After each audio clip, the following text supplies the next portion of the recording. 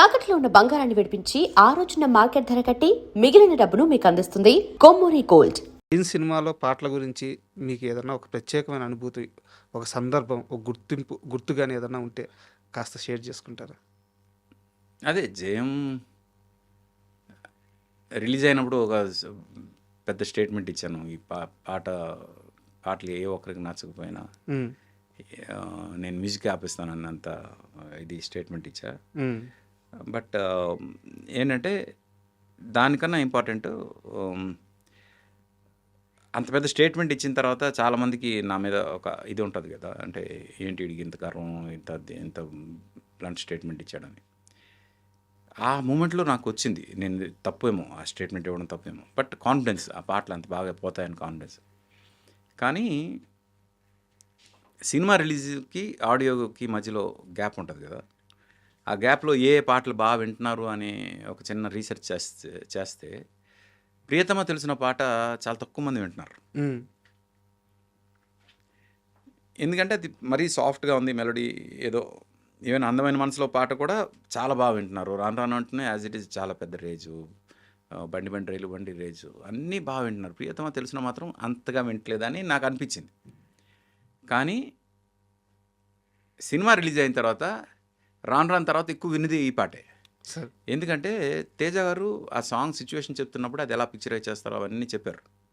చెప్పినప్పుడు ఆ సాంగ్ ఎంత పెద్ద హిట్ అయిపోద్ది అని నాకు ఒక కాన్ఫిడెన్స్ ఉండేది. ఎప్పుడైతే ఆడియో రిలీజ్ అయిందో జనంకి అంత వెళ్ళట్లేదు, ఏంటబ్బా ఏమైంది అనే ఫీలింగ్లో ఉన్నాను. విజువల్ చూసిన తర్వాత జనం ఆ పాటకి బాగా కనెక్ట్ అయ్యారు. కరెక్ట్. అంటే కొన్నిసార్లు visual makes lot of difference అనడానికి ప్రియతమ తెలిసిన అవును. ఒక ఎగ్జాంపుల్ అవుతుంది నా ఫీలింగ్. అది సార్. ఈ రైలు బండి మీద కోపం ఎవరిది? తేజ గారిదా? మీదా? కులశేఖర్ గారిదా? మామూలుగా అప్పుడు మీరు గమనిస్తే అప్పుడు సిచ్యువేషన్ అలాగే ఉండేది. హ్మ్. జోకులు కాదు కానీ నిజంగా ఉండేది. అమ్మయ్య ఈరోజు ట్రైన్ టైంకి వచ్చింది అంటే ఇది నిన్నటిదండి అన్న సందర్భాలు ఉన్నాయి. సార్. తర్వాత మినిస్ట్రీలో కొన్ని చేంజెస్ వచ్చి ఈరోజు it's really doing good railways. కానీ ఒకప్పుడు రైల్వేస్ వాజ్ వెరీ లెథార్జిక్. అంత లెథార్జిక్గా ఉన్న రైల్వే డిపార్ట్మెంట్ గురించి సరదాగా చెప్దాం అనే ఉద్దేశంతో చేసిన పాట అది. మీతో ఇంటర్వ్యూ స్టార్ట్ అయినప్పటి నుంచి యాక్చువల్గా ఒక ఫ్లోలో రావాలని మాట్లాడుతున్నాను కానీ మనసంతా నవ్వే గురించి అడుగు అని వెళ్ళిపోతూ ఉంది. మొన్న డైరెక్టర్ గారు వచ్చారు, వీణాచార్య గారు వచ్చారు. అసలు ఆయన ఎంత ఆనందంగా చెప్తున్నారంటే, మనసంతా నువ్వే పాటలు అంటే చాలు మీ గురించి ఎంత గొప్పగా చెప్తున్నారంటే, ఆర్పి చెప్పంగానే ఇచ్చేస్తాడు. అంత గొప్పగా మాట్లాడుతున్నారు మీ గురించి ఆయన. స్టిల్ ఇప్పుడు 20 ఏళ్ళు అవుతుంది. 20 ఏళ్ళ తర్వాత కూడా 20 ఏళ్ళు పైన అయిపోయింది. అంత గొప్పగా చెప్తున్నారు. మనసంతా నువ్వే మొత్తం చాలా ప్రత్యేకం అనుకుంటాను మీ కెరీర్లో. అంటే తేజ గారికి మాత్రమే ఆర్పి హిట్లు ఇస్తాడు అనుకునే ఇది బ్రేక్ చేసింది. జనంలో ఉన్న ఒక అపోహ ఏదైతే ఉందో అది బ్రేక్ చేసింది మనసంతా. సార్. ఆ తర్వాత సంతోషం, నువ్వు లేక నేను లేను, నీ స్నేహం, ఈ సినిమాలన్నీ నో డౌట్ మ్యూజికల్గా హిట్ అయినా అది బ్రేక్ చేసింది మనసంతా నువ్వే. అందుకు మనసంతా నువ్వే నాకు చాలా ఇంపార్టెంట్. ఎందుకంటే నో డౌట్ తేజ గారిది నాది కాంబినేషన్ అంటే చాలామందికి చాలా పిచ్చి, అది వేరే విషయం. బట్ ఆర్పి ఇండివిజువల్గా ఏమైనా చేయగలడా అసలు తేజ లేకుండా అనడానికి ప్రూవ్ చేసిన సినిమా మనసంతా నువ్వే. అందుకు అది అంటే నాకు చాలా ఇష్టం. సార్, మనసంతా నువ్వే టైటిల్ పడేటప్పుడు ఒక 2 లైన్లతో చిన్న ట్యూన్ లాగా వస్తుంది. ఒక్కసారి అది హమ్ చేస్తారా? ఇది కథ మొత్తం చెప్పిన తర్వాత ఇది సినిమాని డీకోడ్ చేస్తూ వచ్చే మ్యూజిక్ అని చెప్పి ఈ ట్యూన్ చెప్పాను నేను. సార్. దానికి 2 లైన్లో సీతారామ శాస్త్రి గారు అద్భుతంగా రాశారు. వాసు గారు, మీరు ఈ ఇంటర్వ్యూ చూస్తారని నాకు తెలుసు. మీరు ఎంత పేమెంట్ ఇస్తున్నారు అది నాకు అఫిషియల్గా ఇంకొక దీని ప్రోగ్రాంలో ఇది చేయండి. అంటే ఆడియన్స్కి వాసు గారు ఎవరంటే వాసుదేవ్ రెడ్డి గారు ఐడ్రీమ్స్కి ఓనర్ అన్నమాట.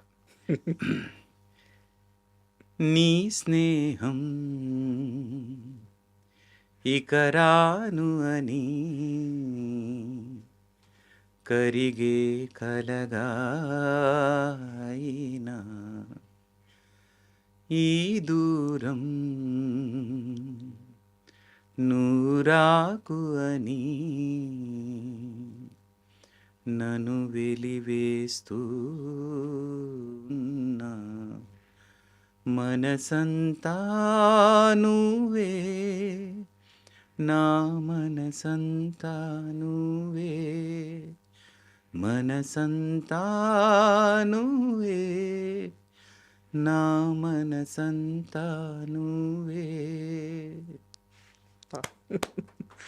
సినిమా అయిపోయిన ఆ క్లైమాక్స్లో సార్ ఆ, ఈ పాట వస్తుంది. మొన్న రిలీజ్ అయింది. సినిమా రిలీజ్ అయిన తర్వాత సినిమా అంతా అయిపోయింది.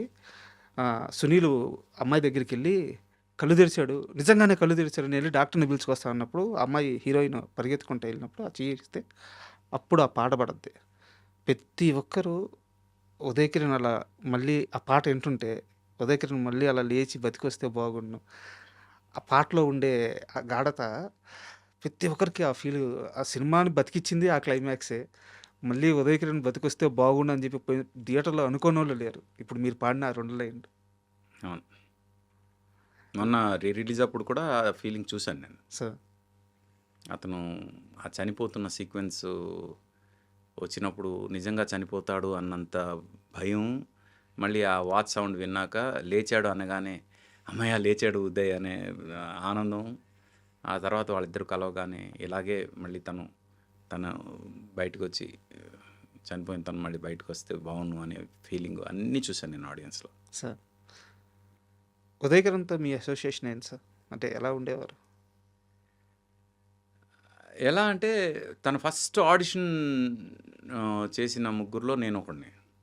ఉమ్, అంటే తేజ గారిని కలిసి ఈ అబ్బాయిని చేయండి బాగున్నాడు అని తేజ గారు మా దగ్గర పంపిస్తే నేను, రమణ గారు, ఉమ్, తర్వాత రామానంద్ అని ఓకే. తను కాస్టింగ్ ఇన్ఛార్జ్ మా అందరికి, ముగ్గురం కలిసి, రమణ అంటే పేరు లేని సినిమా రమణ గారు, ఉమ్, మేము ముగ్గురం కలిసి తనకు ఆడిషన్ చేసాం అనమాట.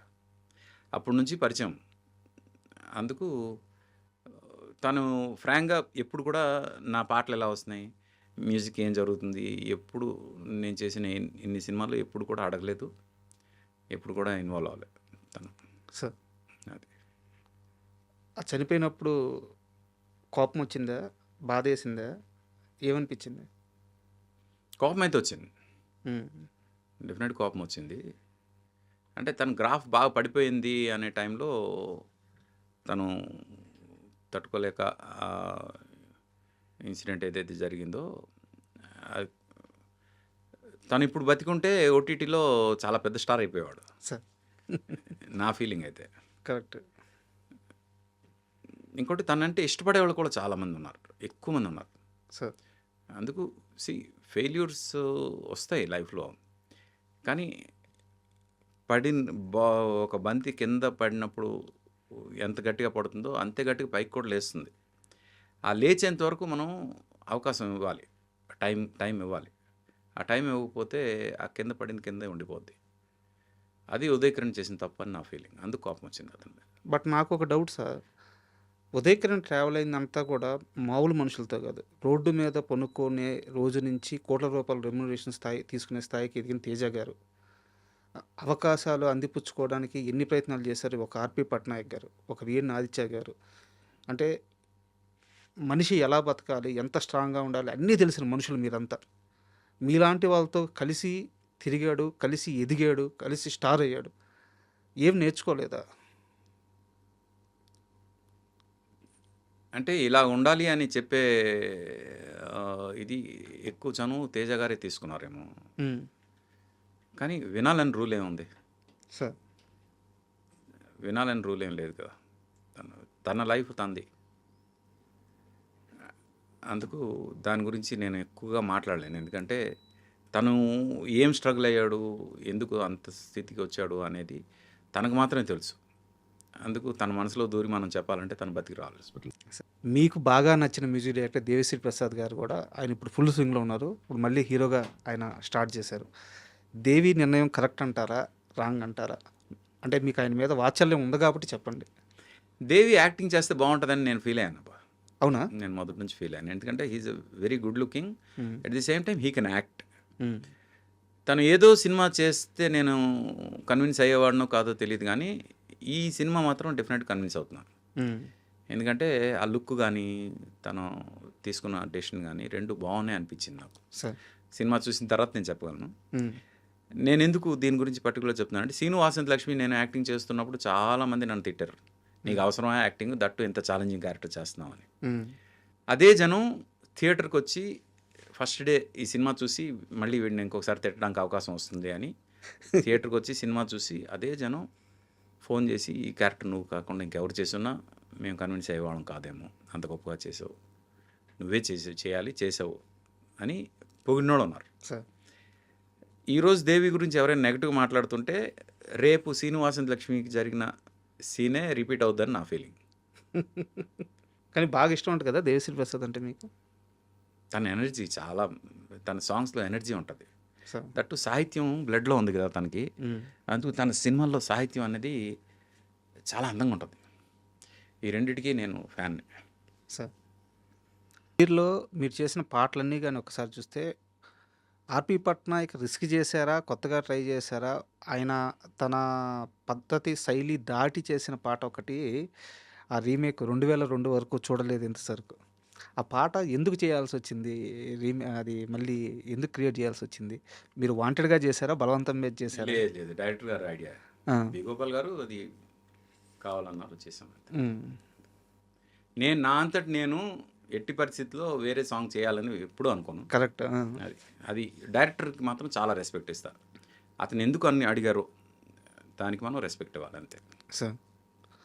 అండ్ ప్రభాస్ గారిని లాంచ్ చేస్తున్నప్పుడు ఆ సినిమాకి మ్యూజిక్, ఈశ్వర్ సినిమాకి మ్యూజిక్ మీరే చేశారు.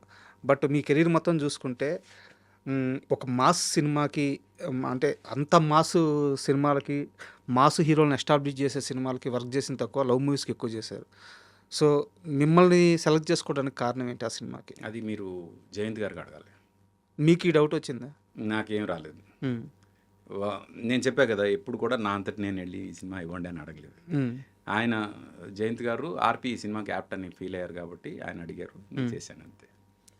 అండ్ ప్రభాస్కి ఆ సినిమాకి మీరు బీజిఎం చేసేటప్పుడు కానీ, మ్యూజిక్ చేసేటప్పుడు కానీ తనలో ఏం గమనించారు? తొలి సినిమాలో ఈరోజు ఇంత పెద్ద స్టార్ హోదాలో ఉన్నాడు ఆయన, మీకు ఆ రోజు ఏమర్థమైంది? అంటే డెఫినెట్గా one of the best heroes అవుతాడని అనుకున్నా, కానీ మరీ బాహుబలి అంత పెద్ద హీరో అవుతాడని అయితే అనుకోలేదు. Yeah. And Indira cinema sir, మీరు చాలాసార్లు చెప్పారు, మణిశర్మ కాబట్టి, బి గోపాల్ కాబట్టి చేశాను. అంటే మా ఇద్దరికి సింక్లో ఉండే డైరెక్టర్ బి గోపాల్ గారు అప్పట్లో, అండ్ మణిశర్మ కాబట్టి అంతా కలిసి నిర్ణయం తీసుకున్న పాట చేస్తున్నారు. బట్ మణిశర్మ గారు కాకుండా ఆ పాట ఎవరు చేయాలి అనే డిస్కషన్ వచ్చినప్పుడు ఇది చిరంజీవి గారి డెసిషన్ అంట, ఆర్పి అయితే ఓకే అని చెప్పేసి మీ దాకా వచ్చింది అది? లేదు, తెలీదు. తెలీదు. మిగతా ఎవరైనా నాకు అబ్జెక్షన్, కానీ ఆర్పి పట్నాయక్ అయితే నాకు ఓకే అని చెప్పి ఆయన బి గోపాల్ గారికి ఇచ్చిన గైడెన్స్ ఉంటుంది. నిజంగా నాకు తెలియదు ఆ విషయం. సాంగ్ అయిపోయి నాకేం మాట్లాడారు చిరంజీవి గారితో మీరు? చిరంజీవి గారు లొకేషన్కి వెళ్ళేంత వరకు సాంగ్ వెళ్ళలేదు. అంత అర్జెన్సీ ఉండేది సాంగ్కి. స్విట్జర్లాండ్లో లొకేషన్లో ప్లే చేశారు సాంగ్. సార్. అది ఆయన హ్యాపీనా? ఫుల్ హ్యాపీనా? డెఫినెట్గా హ్యాపీ.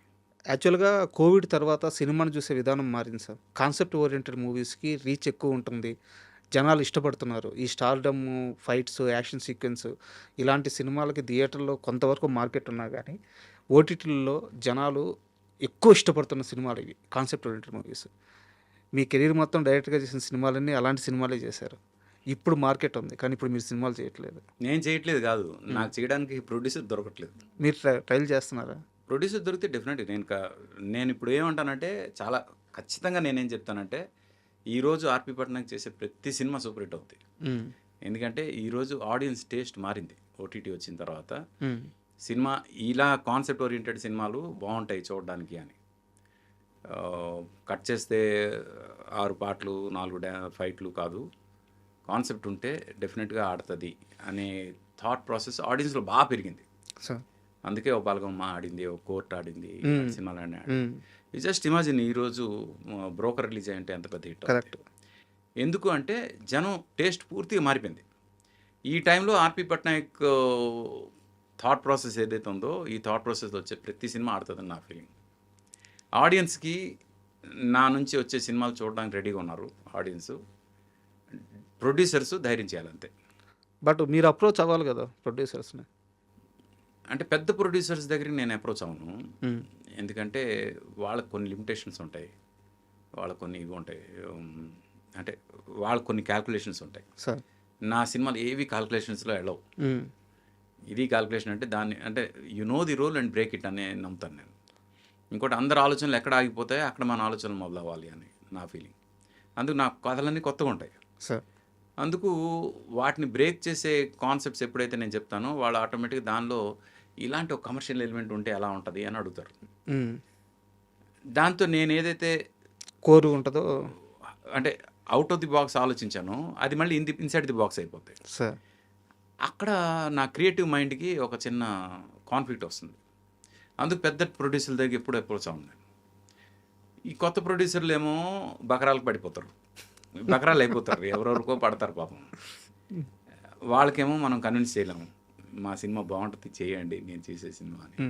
ఆ కాన్ఫ్లిక్ట్లో డెఫినెట్గా నేను ఉన్నాను. ఎవరైనా మంచి ప్రొడ్యూసర్లు ఆర్పీతో చేస్తే బాగుంటుందని ఫీల్ అయ్యి వస్తే మాత్రం నా వైపు నుంచి నేను గ్యారంటీ ఇచ్చేది ఏంటంటే మీరు గర్వంగా చెప్పుకునే సినిమా అయితే చేస్తా.